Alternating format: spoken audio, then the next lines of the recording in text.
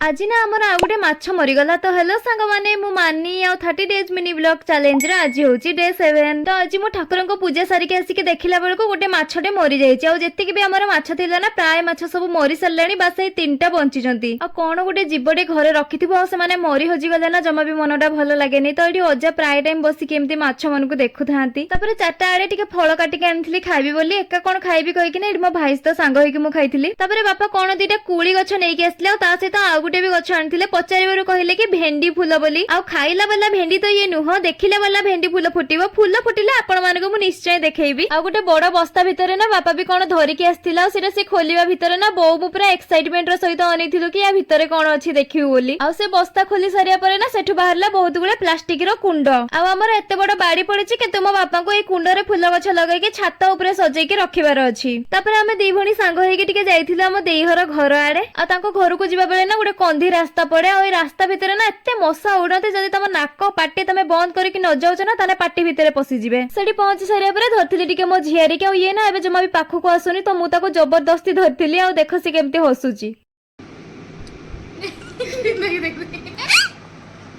डरे दे टिके